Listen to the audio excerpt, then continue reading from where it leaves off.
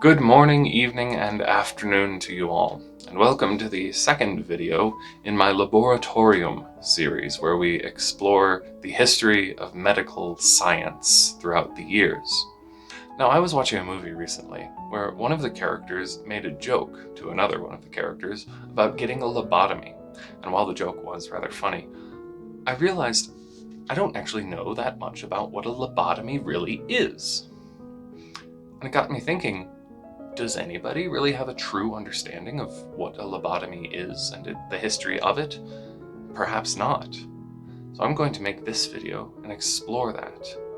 I think we all have a general notion of the lobotomy being something where a mad scientist stabs you in the brain and mixes things around. Maybe they drill into your head. And funnily enough, it's not that far off, but there's more to it. The history of it is actually rather recent. Many people might think of a lobotomy as something done by mad scientists in the 1800s or even as far back as the 1700s, but it was done much more recently and only ended more recently than that. Let's explore it.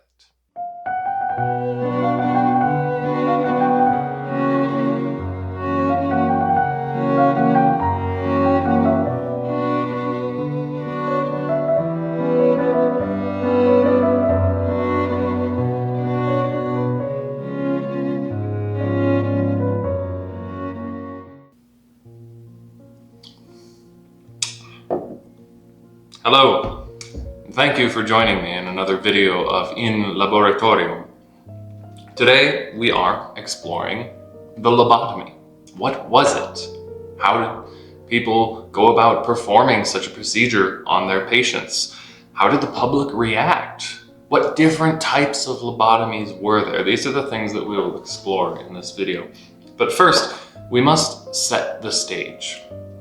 Now, the lobotomy is something that came in the early 20th century, and it lasted through the mid, almost into the late 20th century. But more on that in a minute. In the late 19th century, mental illness was starting to be taken more seriously by medical professionals. In previous centuries, mental illness was seen as something that was more the fault of the person who was suffering from it. Something that could be cured by straightening out your life or developing a more morally upstanding character. And while those are good things to do, they didn't help with a mental illness that was oftentimes not the fault of the person who was suffering from it. In the late 19th century, they started to have an understanding of this. Mental illness is just that, an illness, something that needs to be cared for, something that needs to be cured, if it can be. And so we start to see more mental institutions come in. We start to see more mental health clinics, studies, research about the brain and how it functions and how it doesn't function. And in the 1880s and 90s and around the turn of the century, we see such a vast amount of people who are now found to have mental illnesses that the medical community couldn't keep up with it. There was such a degree of mental illness that was found and discovered and was being cared for. Many people were able to be cured by the methods and means that they had then. Other people with more severe cases were stuck in hospitals for the rest of their lives. And so they needed to figure out a way to cure these more severely affected patients. This is where we start to come into the experimental era, where procedures and methods of care are popping up left and right. Some of these experimental procedures included things like insulin shock therapy, where a large amount of the hormone would be injected into the patient to induce something like a 24-hour coma, assuming that this would reset the body and perhaps cure any mental illness that they had. These procedures often resulted in seizures, which some psychiatrists actually believed would help the victim, almost in a therapeutic way. Another was electroconvulsive shock therapy, where you would deliberately give the patient a seizure by administering electrocution through the body, starting at the brain. Another of these procedures involved injecting the patients with malaria. This was called malarial therapy. It was believed that the fever that was induced by the giving of malaria to the patient, the fever would perhaps cleanse the body of any sort of mental illness. Now, around the turn of the century, in the early 1900s, doctors started to experiment with procedures on the brain. This included the lobotomy, and they were known as psychosurgeries. The lobotomy itself was not developed until the year 1935 by a Portuguese neurologist named Antonio Egas Moniz. He developed this procedure, which he called the leuctomy. Now, a leuctomy is more surgically professional than the later lobotomies that would come in the later 20th century. And we will talk about those as well. But first, let's talk about the leuctomy. Now, the leuctomy involved putting the patient under anesthesia. Now, the patient was not made unconscious. Rather, it was done with only local anesthesia. Now, this involved using a tool, rather like this. This is rather a plastic model of a skull drill. Now, this is an early model of it. More recent models, especially ones that would have been used by Egas, looked more like a hand-powered drill. But the function is the same. You would have your patient, and you would find on the top and side of the skull what is called the coronal suture, which is where the plates of the skull are fused together. That is that horizontal plate right there. That is where we would drill. Now, what they would do is cut the skin until they could find the suture of the skull. They would find that suture on both sides of the skull. Then they would take a marker or a piece of chalk, after shaving the patient's head, trace a line of where they, as accurately as possible, assumed where the suture was. Now, most people are the same when it comes to their plates, but that's not to say they are all perfectly identical. But they would use that line to help guide their operation. Then, now we come back to the drill. They would take this drill, and you would drill out a hole on either side of the skull where you have found the coronal suture. Once you have done that, you would take a knife. Now, I don't have any knives with me, but I do have a pencil, so we'll use that. You will take a knife, pencil, and they would insert it into the brain, in through the hole which they have drilled. And that goes through the brain all the way to the other side. Now we know we have a straight line. Take the knife out, and then an operator, with the guidance of a neurologist, would insert another knife, only partially in, about halfway. And they would start, with the guidance of this neurologist, to cut up and down. This motion separated the prefrontal cortex from the rest of the brain. Hi, it's me. Quick correction, it's not just the prefrontal cortex, it's the entire frontal lobe. Now, there is white matter in the brain, and there is gray matter in the brain. Gray matter is the functioning part of the brain. That is what we use to think and to operate every aspect of our lives. White matter is connective tissue. It connects the different lobes of the brain and makes sure that everything stays together. But that doesn't mean that white matter is disposable. It is not.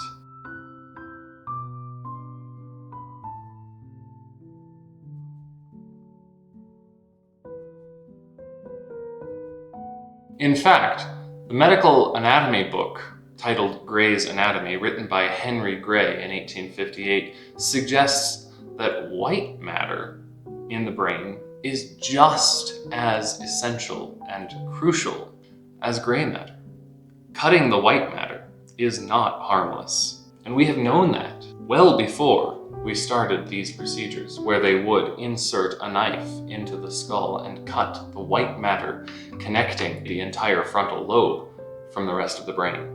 Once the operation was completed, having separated the frontal cortex from the rest of the brain, they would replace the portion of the skull that was drilled out and stitch up the incision of the skin.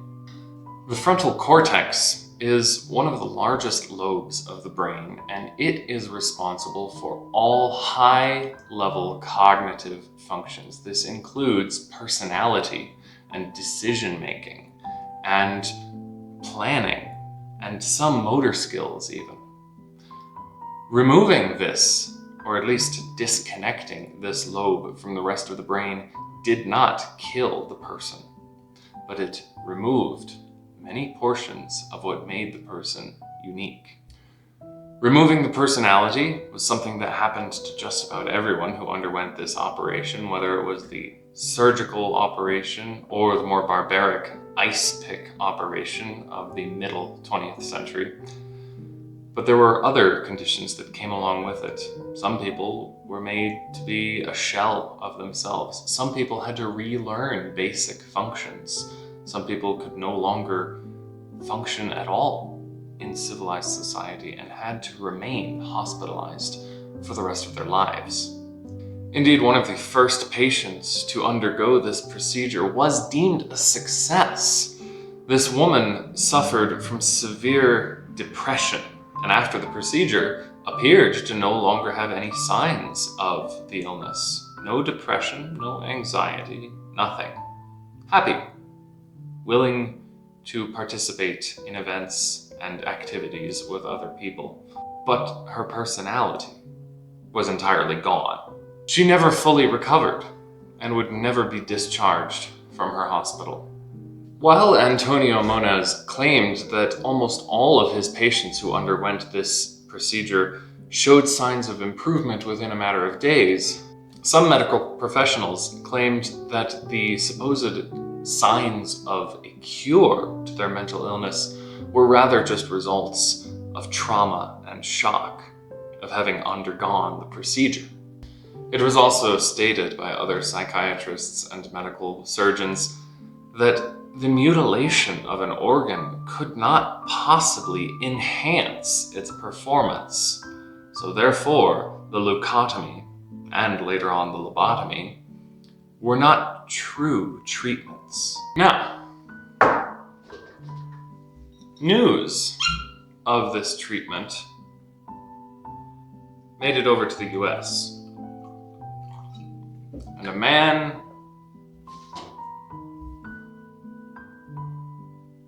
what's his name? Walter Freeman. Walter Freeman. Walter Freeman. Why can't I remember Walter Freeman? Why does I can remember Antonio Ygaz Moniz, but not Walter Freeman? A man named Walter Freeman became obsessed with the treatment, but he had concerns about the treatment. He had concerns about how many people could receive it. He was interested in getting this treatment to as many people as possible, in some cases, whether they needed it or not. The medical procedure, which was made popular by Moniz, was expensive.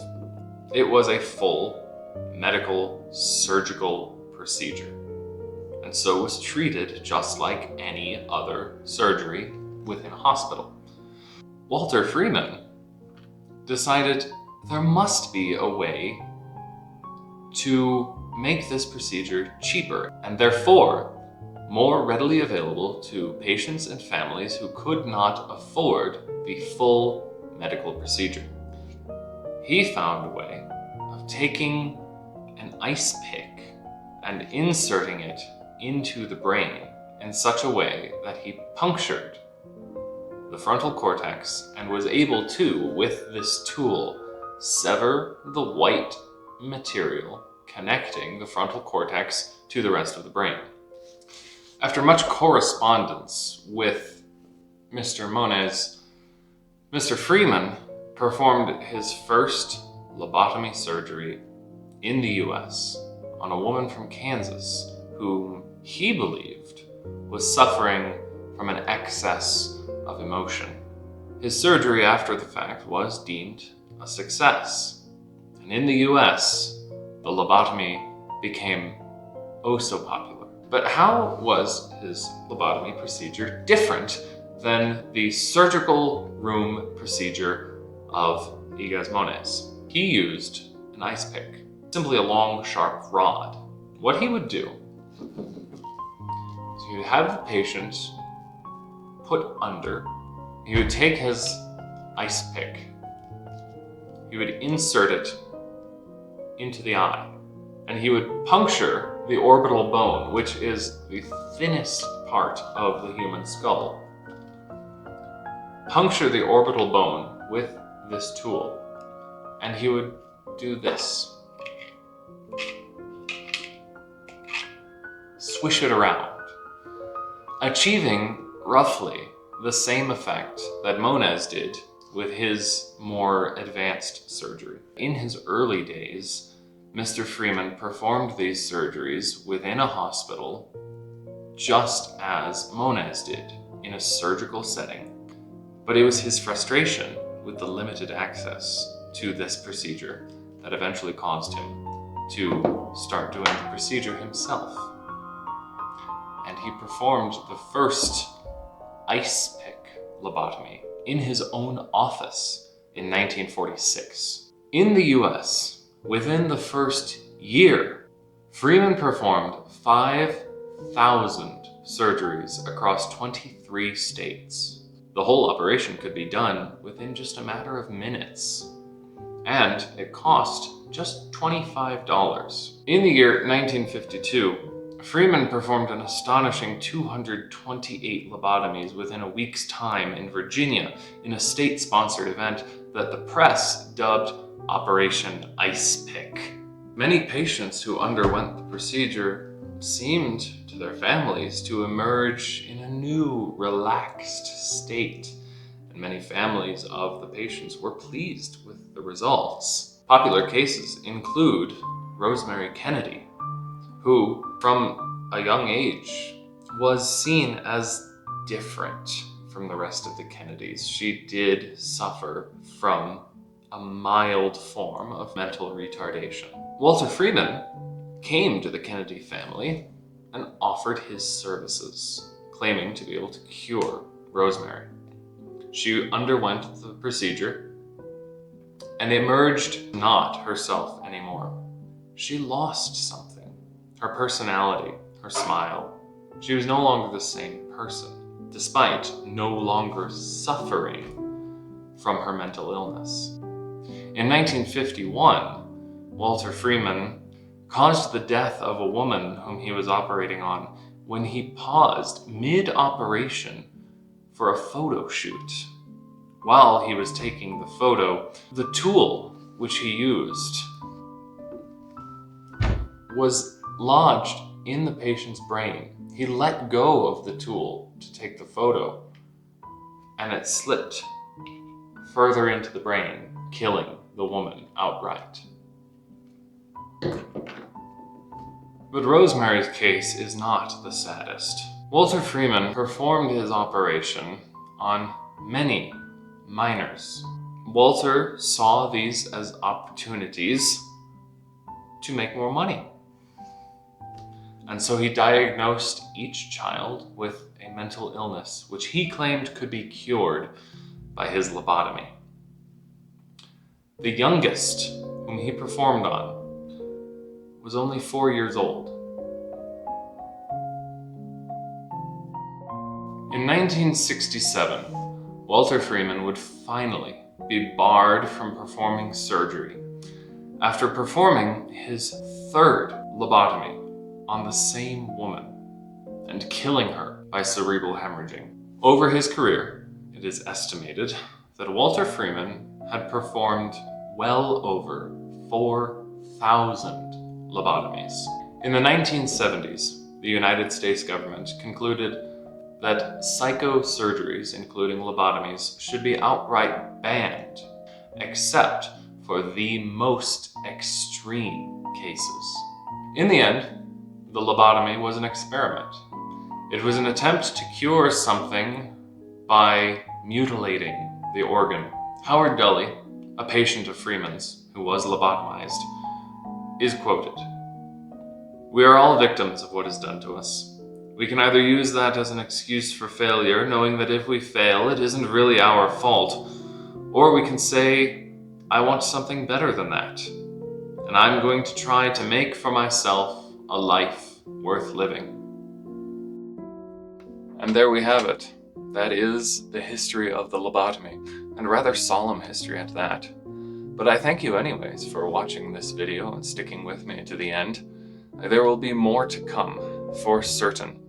Until then, I am the Antiquarian, and you will see me again in my next video. Goodbye.